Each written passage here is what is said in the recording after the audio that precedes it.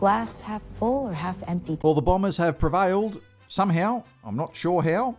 9-11-65 to 9-8-62 against the Kangaroos in front of 35,000 people on a Thursday night at Marvel Stadium. We've now beaten the Kangaroos 12 times in a row. There's a lot to talk about with this game, and we're going to get into it right now. So what do we make of this game? It's so frustrating, I guess, in some respects. Relieving in other respects. Proud in some respects in the last quarter with a number of injured players. It was good to tough it out, but you do look at the first quarter and you see us 26 points up and think, why are we in this situation? Against the team who's undermanned themselves, North Melbourne, and struggling in second last on the ladder.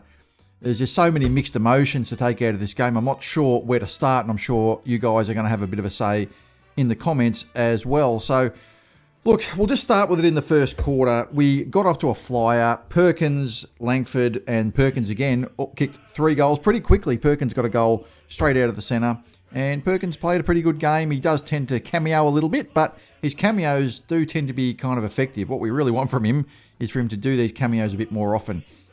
But he kicked 2 of the first 3 goals before North kicked a couple of goals from Zerha and Finbar Maley, who I'm told is the son of one of the North Melbourne Giants basketball players from the 90s, who I remember. Paul the Mailman Maley, a bit of a name from the past for those that remember 90s basketball when the NBL was at its peak. And then Martin, Hobbs and Caddy finished with 3 goals, and we were 6 goals to 2 at quarter time. North did miss a couple of easy shots, so I thought that we were probably lucky to be that far ahead. I thought they probably should have about 4 goals on the board at that stage. But look, things were going okay at that stage. But there were some signs that if North got their act together, they could get back into the game. We led uncontested possessions in that first quarter, 62 to 35. Now, that's a stat that we have had the better of all year in terms of we have a lot of uncontested possessions. But one of the issues that we've had is that we tend to let our opponents have a lot of uncontested possessions as well, which tends to mean they have a lot of easy possessions, which is one of the reasons why we're unable to stop teams going from one end of the ground to the other. And it's that's been one of the criticisms of the Bombers. And we had 27 more than North in one quarter. We led the disposals 98 to 63, marks inside 50, 5 to 4. And North were pretty soft, to be perfectly honest. And yet, bad kicking. They missed a couple of easy shots. They probably should have been 6 goals to 4. So there were some danger signs early, I thought, even at that stage. I remember a couple of years ago, we got off to a big start against North Melbourne. We kicked like 7 goals to 1, and they came back. So I didn't feel comfortable even at quarter time. But look, you couldn't really complain, I guess. I mean, we'd had 5 of the 6 top possession winners on the ground at that stage. Merrett with 8, Durham with 7, Dersma, Martin, McGrath all with 7. LDU for North Melbourne had 9, and he was, continued on in the next phase of the game. He was probably their best player, I felt. So everything was going okay, but there were some signs, and it all started to unravel a little bit in the second quarter. So the second quarter was a bit of an arm wrestle. I mean, not a lot really seemed to happen, but there were a few things happening, I guess, in the background, which were going to influence the rest of the game. But for starters, whilst there wasn't really a goal for a long time, and in the end there were only 2 goals in the whole quarter, we kicked 1 and North kicked 1. In fact, we were only able to kick 1 goal in both the second, third and fourth quarters. So I don't know how many teams have won games by kicking 1 goal in 3 of the 4 quarters, but I'd suggest it wouldn't be too many. But in the background, North Melbourne had definitely started to lift their intensity. The uncontested possessions evened up massively in that quarter. Well, we did lead at 61 to 52, but like I said, we doubled them in the first quarter. And they started to get their running game going a little bit as well. And also, we started to get some players hurt. Ridley, who had been playing pretty well up to that point, he had 9 possessions and 2 marks in a quarter and a bit, went down with what looked to be another soft tissue injury. I'm doing this video as soon as I got home, so I'm not sure what it was. I think it was a hamstring from what I heard when I was listening on the radio when I was at the game. But he was playing pretty well, and that obviously affects our back line. It affects our structure quite a bit as well. He can play key position. He can play a bit of an intercept role down there. So that hurt us. And we were kind of we lost our dominance in the game. The game had evened up in general play. The scoreboard hadn't really shown it yet, but it was pretty clear that the two teams were even in terms of the flow of the game, and we certainly weren't controlling the game. North Melbourne were still dominating with players like LDU. Powell started to get his hands on the ball. LDU had 15 possessions at halftime, and he was a bit of a monster in there as well. 28 possessions he had for the game. I thought he was their most effective player, at least just to the naked eye as I was watching it. I thought he was the one we need to stop. I know Sheasel got more of the ball, but Sheasel only had one contested possession for the whole game. So, Luke Davies-Uniacke had 18 contested possessions. So just think of that for a minute. Sheasel, everyone says their best player, one contested possession. LDU has 18 contested possessions, which was by far the most on the ground. And he was starting to influence the game, I thought. So I was starting to feel a little bit uneasy because it just felt like we were, in control on the scoreboard. We had scoreboard pressure on North Melbourne, but we weren't starting to make, it wasn't easy for us. All of a sudden we weren't able to get goals easily like we were in the first quarter. It all did seem a bit too easy in the first quarter, but as soon as North lifted their intensity, we just weren't able to get goals in that simplistic manner that we were doing in the first quarter. Everything seems to be hard work, and that's something that I'm going to talk about in a future video that I've got in mind.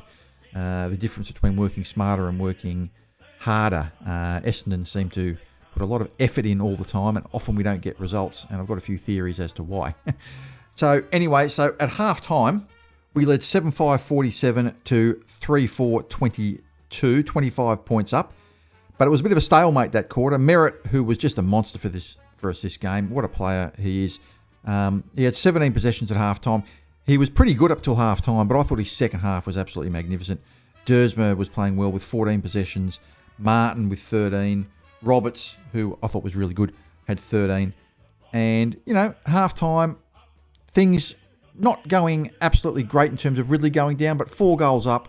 We looked pretty comfortable, at least on the scoreboard.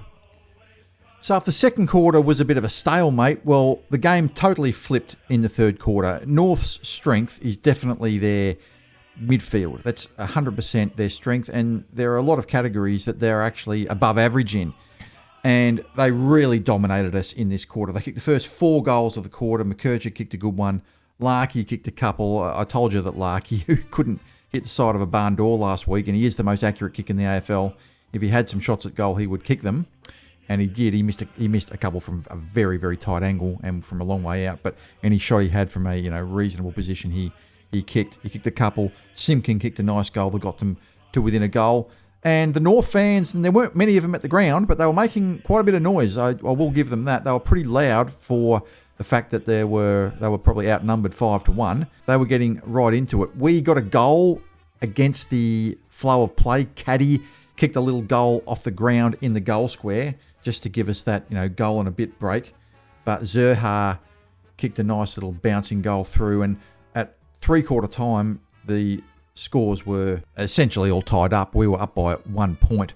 But really, at that point, North were favourites to win. They were playing all over us. Their midfield was dominant. We had Ridley out, and Harrison Jones did a nasty ankle injury. As I'm writing this, I don't know whether it was a broken ankle or a dislocated ankle. Either way, it's a long-term injury that he did out on the far wing, and he looked to be in a lot of pain. They were covering it up with a towel so people couldn't see it, which was probably a wise thing to do. So that looked pretty nasty. So, Harrison Jones hadn't really been influencing the game up to that point. Only had the 7 possessions. But it would impact our rotations and our structure a little bit as well, especially with Gresham, who would go on to be, injured in the last quarter. And we were down... So a couple of players that we knew of at three-quarter time with the opposition playing all over us. So at three-quarter time, in my head, I thought, look, we're probably a 25% chance of winning this. With 2 players down on the bench. Admittedly, North were 1 down with Jackson Archer. But I just felt that, just given that we were, undermanned and just being run over by their midfield, and Luke Davies-Uniacke, like I said, was just continuing to dominate in that quarter, I felt it was going to be hard to hang on. But the last quarter played out a little bit like the second, in the sense that it was a bit of a stalemate. It was 1 goal each, but really it was just a game of wills. I thought it stopped being a game of the midfield, and it was just a game of, two teams who looked out on their legs, just trying to, will themselves over the line. And look, to be fair to our defence, it's held up pretty well. We've kept North Melbourne to 9 goals in this game, and that's something that we've done a few times. We've kept, Port Adelaide to a pretty low score. We kept Melbourne to a pretty low score. We kept West Coast to a pretty low score. I know these are pretty average teams, but the defence is holding up. But we just can't get goals easily. We always make it hard for ourselves. And Kako, thank God, was able to break free and kick a nice little goal, which ended up being the goal that gave us the lead. And then there were a few controversial moments, maybe not controversial. There was one moment, and look, I was obviously at the game at the time, so I'm not really quite sure what happened. I was listening on the radio, so if someone could let me know what actually happened in the last quarter. North were given a free kick, but I think the umpire was meant to give a free kick to Essendon. But he gave a free kick to North Melbourne. I don't know whether he pointed the wrong way or whether he got the players confused. But with some clarification from the other umpires, they reversed it and just gave a ball up when it probably should have been a free kick to Essendon, but they just gave a ball up instead. So fortunately, that didn't result in a goal to North Melbourne, because that would have been pretty catastrophic, given that it should have been a free kick to Essendon, or at least as I understand it, it should have been a free kick. Please let me know, anyone who was watching it on television, exactly what happened.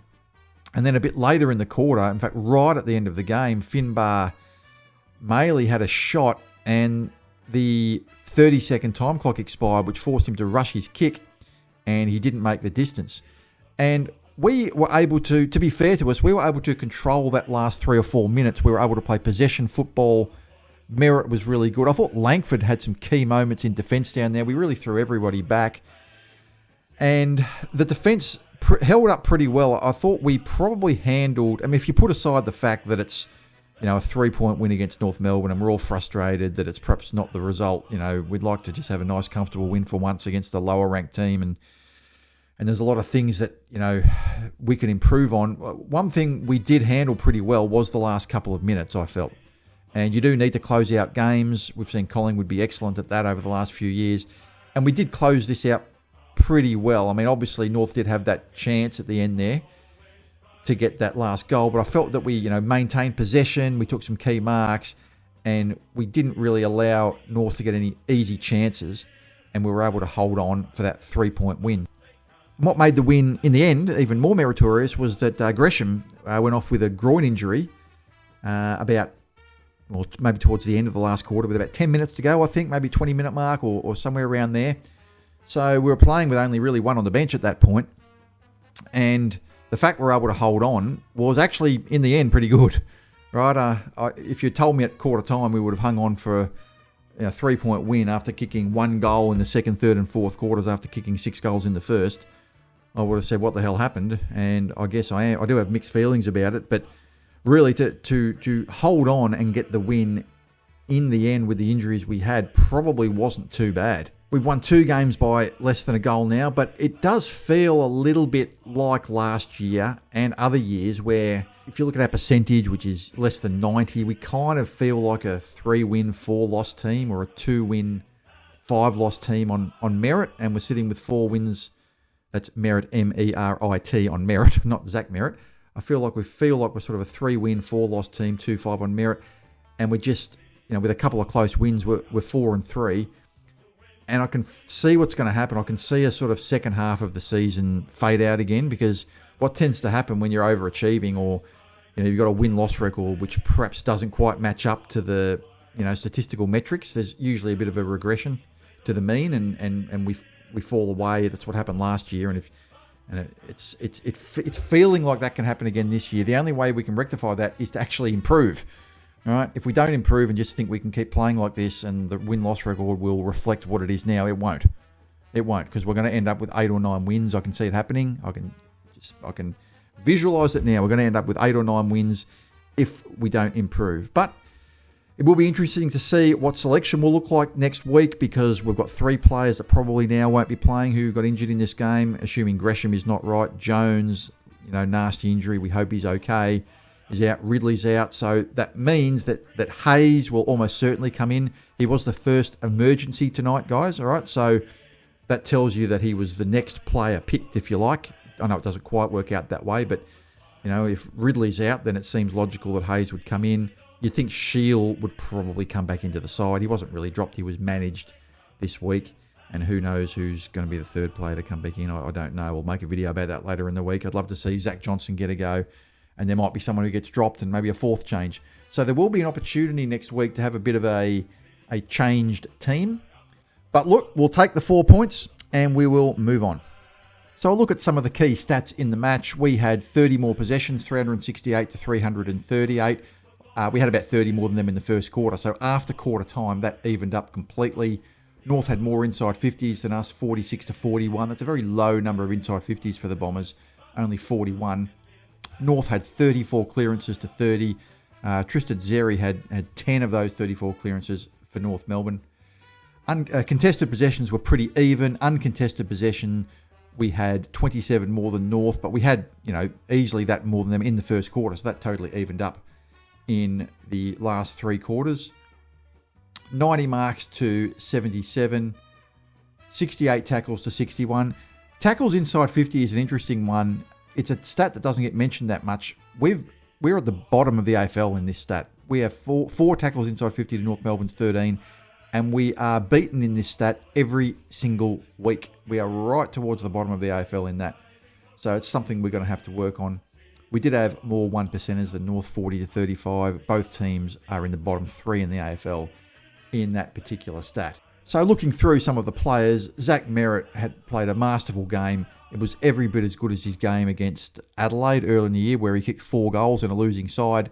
This was in a match where he actually influenced the result. I mean, he had 172 champion data points, which is, I think, the second highest he's ever had in his career, it might be. 35 possessions. Didn't kick a goal, kicked a point, but he was monstrous, and he was really good in the last quarter as well. He was just getting involved in all the bits of play that we needed him to. Setterfield had a really good game, I thought. Setterfield had 21 possessions, 117 ranking points. Peter Wright didn't kick a goal, which is disappointing. He did get involved in the play. He was around and he did, work up the ground, push up the ground, which is what you expect and what you want from your big players. So even though when he wasn't influencing the game with goals, he was getting involved. He had the 15 possessions, kicked 2 behinds. Archie Roberts, I thought, was probably, along with Durham, maybe our second best player. Archie Roberts had 26 possessions, 8 contested possessions, which was second or third only to Merrett. Merrett had 14 contested possessions. Zach Reid, once again, had a good game. He's really established himself as a player. This is his 4th good game in a row. He had 15 possessions, 102 ranking points. Dersma, 25 possessions. I thought he was pretty good. Durham, as I said, 25 possessions, 10 clearances. You can't complain about that. Redmond, I thought, was solid. I don't remember him having too many catastrophic mistakes down there. I remember one error he made, but I thought he was pretty solid down there. Perkins had a typical Perkins kind of game. He always seems to have that 14 or 15 possessions. That's just what he does. That's just the type of player he is, and he flashes in and out of the game. And he did that with his 3 goals. And I guess that might be just what we need to expect from him. Look, if he doesn't do much, but he flashes in and can kick a couple of goals and just do something that can make a difference in the game, well, maybe that's just the type of player that he's going to end up being. Martin was better. I thought he'd have a big game coming off one of his worst games for the year. Last year on Anzac Day, had 21 possessions, kicked a goal. I'd still like him to push forward more and be in the forward line more. He always does seem to kick goals when he goes down there. Gresham was so-so. I thought he tried hard, just kicked the one behind, went off injured in the last 5 minutes of the game. I thought Caddy contested well. Caddy had 5 scoring shots last week against Collingwood. He had the same this week. So the second week in a row he's had 5 scoring shots. So whilst he's only got the 2 goals, he's actually starting to hit the scoreboard on a regular basis. And I'm sure it's not too far away now until he has a bit of a bag of goals. He hasn't really exploded for that yet. But look, if you have 5 scoring shots every week, 5 scoring shots ordinarily should be, 3 goals. He's kicked 2 goals 3 a couple of weeks in a row. McGrath was solid without being spectacular. Hobbs, I thought, was good in the first half and faded a little bit in the second half. He kicked a goal. Langford, I thought, this is just from watching the game, had some key moments, particularly in defence. He was thrown down in that defensive 50 towards the end of the game. And I thought he had some key, 1%ers down there. Pryor was okay without being spectacular, had the 13 possessions. Goldstein toiled away against Zeri, player coming into the peak of his career. Goldstein, look, we just got to ask that he can just hold down the fort for the year. That's what he's trying to do. And he did a pretty admirable job of that. Kako, 12 possessions and a goal. Looks like he was playing in the midfield at various times today, which is probably a good thing. Not permanent midfield or anything like that, but it's a good thing to push him out of the forward 50, get his hands on the ball a bit, and he was running through the centre a few times and did a few things, and that's probably something to get him involved in the game, which was a good thing for him. Sartis had the 16 possessions and didn't have a huge influence on the game. Ridley got injured, unfortunately, in the second quarter. We're going to miss him with another soft tissue injury. Jones, really nasty injury. I feel for the guy. Anyone who's had a broken ankle or a broken leg will know that it's extremely painful. Wasn't really influencing the game, to be fair. Just got to call it as it is, just the 7 possessions. But really, we just got to get around him in his recovery and hope he's okay. Menzies was the sub. Mackay is the interesting one, who's going to be a bit of a talking point because he just had the 3 possessions. And look, it's not all about possessions, obviously, with Mackay. It is fair to say that he is winning or breaking even on a lot of one-on-one contests down there. But you do have to get a little bit more of the ball than 3 possessions, even just to link up with your teammates down there, because otherwise you're effectively just a glorified tagger playing in the defensive 50. You do have to push out of there and create space and link up as a defender. It's part of what you have to do. And look, 3 possessions is not a lot, and he will be a bit of a talking point going forward as to what his role in the team will be. And if Scott keeps him in the team, I think he will, because Scott is famously loyal to his players. But it is a bit of a talking point that he is only getting 3 possessions a game for a couple of weeks in a row now. So what do you guys think of the match? We got away with the win. Are you a glass half full or a glass half empty, or are you just a bit mixed on it? I really have mixed feelings about this match. Glad we got the win. Look, as a supporter, it's just good to have the season alive. We could be sitting here being a West Coast or a North Melbourne or a Richmond where the season is effectively over. We're sitting there 4-3 and the season is alive, and we're in the hunt. We might not be playing that well, but we're in the hunt. So that's something to take out of the game. Let me know what you thought about the match. Let me know if there's anything I missed. Have a great day, everybody. And as always, go Bombers.